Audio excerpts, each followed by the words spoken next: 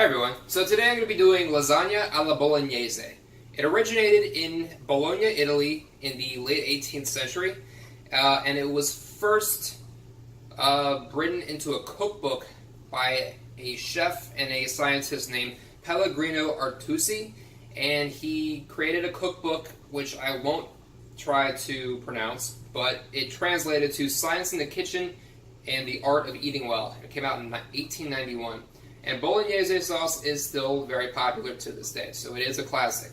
And I am going to be making a spinach lasagna for it, and I will be serving it with the Bolognese sauce and a classic Bechamel. Hope you guys enjoy. Next we're going to be doing Bechamel sauce. So on the stove I've got a stick of butter melted, and I'm going to be adding half a cup of all-purpose flour and just bring the two together. This right here is what we call a roux, equal parts fat and flour. So I got the two whisks together now, and my next step is going to be adding a quart of milk. I'm gonna add this slowly so it all comes together, and the next step is going to be heating it up to basically a boil, hot enough that it incorporates the roux entirely. The roux is going to be what I'm looking for the sauce to be nice and thickened.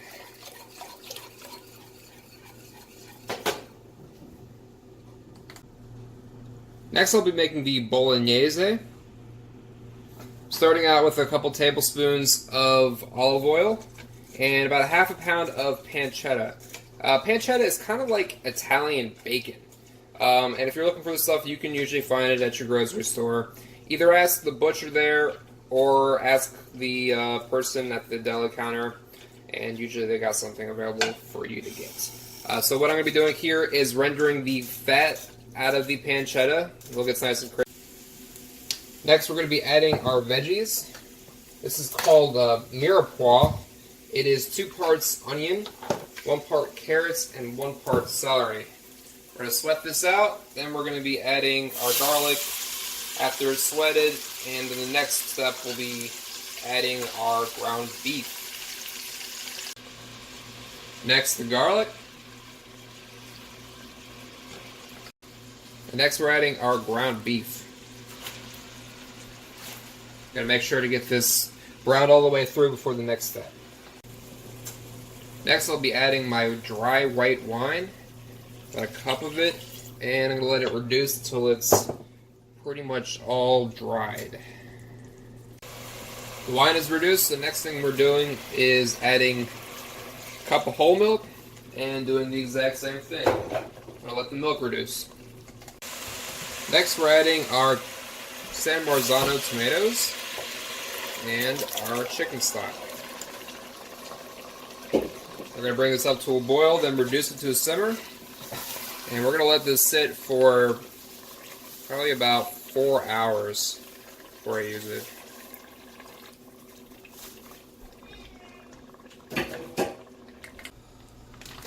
Next thing I'm going to start working on is the spinach pasta. So to start, I'm going to be wilting down the spinach.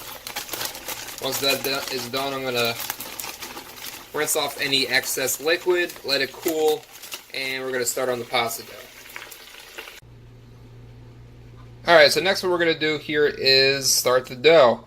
We've got the wilted spinach from earlier, and we've got 2 whole eggs. I'm going to be combining the 2 of them in the food processor, then adding a cup of flour at a time until I start to see the dough move from the sides of the food processor. It shouldn't be sticking anymore after that.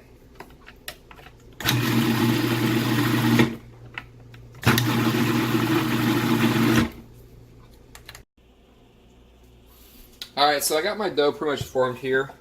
I got a well-floured surface. I'm just kind of working the dough a little bit, kind of helping relax the gluten strains. Then my next step is going to be letting it rest for about 30 minutes. And after about 30 minutes, it should be ready to stretch out and turn into lasagna sheets. Next thing I'm doing here is rolling out the dough so that I can fit it into my pasta roller.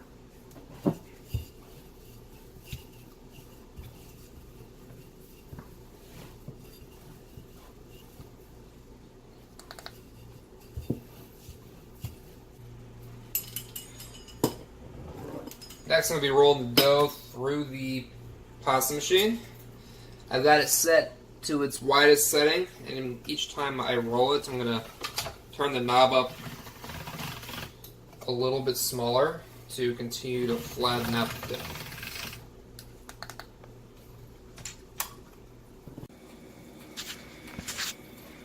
Alright, so I got my pasta sheets rolled out. Cut them into little squares, perfect for the lasagna. I've got myself a pot of seasoned boiling water. So what I'm going to be doing next is blanching these pasta sheets. And what that means is I'm going to be cooking them for about a minute in the water, then pulling it out and shocking it in this ice bath.